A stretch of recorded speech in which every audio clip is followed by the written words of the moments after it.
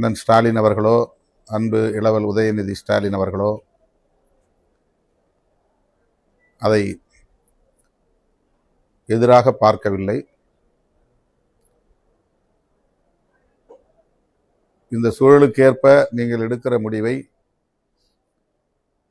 என்ன முடிவாக இருந்தாலும் அந்த முடிவை நடைமுறைப்படுத்துங்கள் என்றுதான் கூறினார்கள். ஆகவே அவருடைய கவனத்திற்கு எடுத்து சென்ற பிறகுதான் இந்த முடிவை நோக்கி நாங்கள் நகர்ந்திருக்கிறோம். வெளிப்படையாக தாவேகா தரப்பில் இந்திய யூனியன் முஸ்லீம் லீக்கும் விடுதலை சிறுத்தைகள் கட்சியும் அமைச்சரவையில் இடம்பெற வேண்டும் என்று அழைப்பு விடுக்கப்பட்டது. அதன் பின்னர் இயக்கத் தோழர்கள், குறிப்பாக முன்னணி பொறுப்பாளர்கள் மீண்டும் இது குறித்து கலந்து பேச வேண்டும் என்று விரும்பினார்கள். 8ஆம் தேதி இரவு நடந்த உயர்நிலைக்குழு கூட்டத்தில் பெரும்பான்மையான தோழர்கள் 32 பேரில் ஒரு சிலரை தவிர பெரும்பான்மையான தோழர்கள் ஆதரவு நல்குவது என்று முடிவெடுத்து விட்ட பிறகு அமைச்சரவையில் இடம்பெறுவதுதான் சரியாக இருக்கும் என்ற கருத்தை முன்வைத்தார்கள். ஆனாலும் நான் கட்சியின் தலைவர் என்கிற முறையில் பொதுச் செயலாளர்களோடு மீண்டும் பேசிவிட்டுத்தான் முடிவை எடுப்பேன். அந்த முடிவு என்னவாக இருந்தாலும் நீங்கள் ஏற்றுக்கொள்ள வேண்டும் என்று அந்த இணைய வழி உயர்நிலை குழு கலந்தாய்வு கூட்டத்தில் கூறியிருந்தேன்.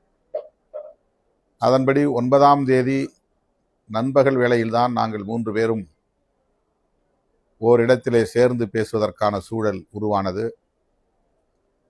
அதேபோல வெளியூர்களில் இருந்து சட்டமன்ற உறுப்பினர்களும் நண்பகல் 1 மணிக்கு மேல்தான் வந்து சேர்ந்தார்கள். அந்த கூட்டத்திலும் கூட அமைச்சரவையில் இடம்பெற வேண்டும் என்ற கருத்து மேலோங்கியது என்றாலும் நான் வெளியிலிருந்து ஆதரவு நல்குவது என்பதை வலியுறுத்திய நிலையில் 2 பொதுச் செயலாளர்களும் அதற்கு உடன்பட்டு தான் 9ஆம் தேதி 4:45 மணி அளவில் எமது கட்சியின் தலைமையகத்தில் நான் ஊடகவியலாளர்களை சந்தித்த போது ஆட்சி அமைப்பதற்காக மட்டுமே எங்கள் ஆதரவை நல்குகிறோம் என்ற கருத்தை பதிவு செய்தேன். அதன் பிறகு இயக்கத் தோழர்கள் இந்த முடிவை மறுபரிசீலனை செய்ய வேண்டும் என்று தொலைபேசி வாயிலாகவும் வாட்ஸ்அப் மூலமாகவும் கருத்துக்களை பகிர்ந்து கொண்டே இருந்தார்கள். அப்படி ஒரு சூழலில்தான் தாவேகா தரப்பில் வெளிப்படையான அழைப்பு வந்தது. அந்த அழைப்பை மறுதலிக்க கூடாது, தவிர்க்கக்கூடாது, அமைச்சரவையில் இடம்பெற வேண்டும் என்ற கருத்து மீண்டும் மேலோங்கியது. ஆகவே கட்சியின் நலன்களை கருத்தில் கொண்டு நானும் அந்த நிலைப்பாட்டுக்கு இணங்கும் சூழல் உருவானது. அப்போது நானே அமைச்சரவையில் இடம்பெற வேண்டும் என்கிற கருத்து மேலோங்கியது. அதற்கு நான் இணங்கவில்லை. கட்சி அமைச்சரவையில் இடம்பெற வேண்டும் என்ற நிலைப்பாட்டை எடுப்பது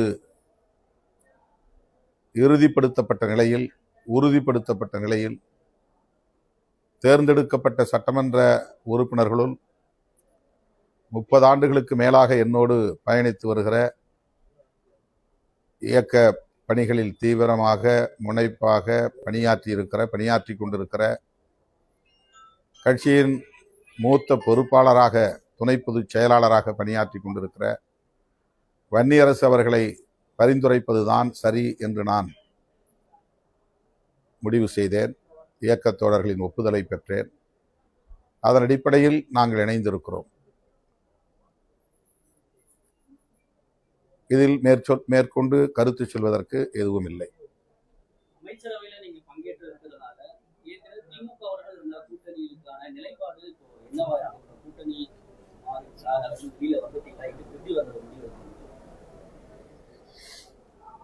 தேர்தல் நேரங்களில் தான் நாம் தேர்தல் தொடர்பான கூட்டணி தொடர்பான முடிவுகளை எடுப்பது வழக்கம். யாரோடு சேர்ந்து பணியாற்றினாலும் களமாடினாலும் தேர்தல் தொடர்பாக தேர்தல் நேரத்தில் தான் முடிவெடுப்போம். கடந்த காலங்களில் நாங்கள் தொடர்ந்து திராவிட முன்னேற்றக் கழகத்தின் தலைமையிலான மதசார்பற்ற முற்போக்கு கூட்டணியில் இடம்பெற்றோம். அது நீடிக்க வேண்டும், அது வலுப்பெற வேண்டும் என்பதற்காக தேர்தலுக்கு முந்தைய காலத்தில் என்னாலான அனைத்து முயற்சிகளையும் மேற்கொண்டேன், பங்களிப்பையும் செய்தேன். என்னை ஒரு துருப்புச்சீட்டாக பயன்படுத்தி திராவிட முன்னேற்றக் கழகத்தின் தலைமையிலான மதசார்பற்ற முற்போக்கு கூட்டணியை சிதறடிப்பதற்கு பல முனைகளில் இருந்தும் பல தரப்பினர் பல்வேறு முயற்சிகளை, பகீரத முயற்சிகளை மேற்கொண்டார்கள். அதற்கு கிஞ்சித்தும் இணங்காமல்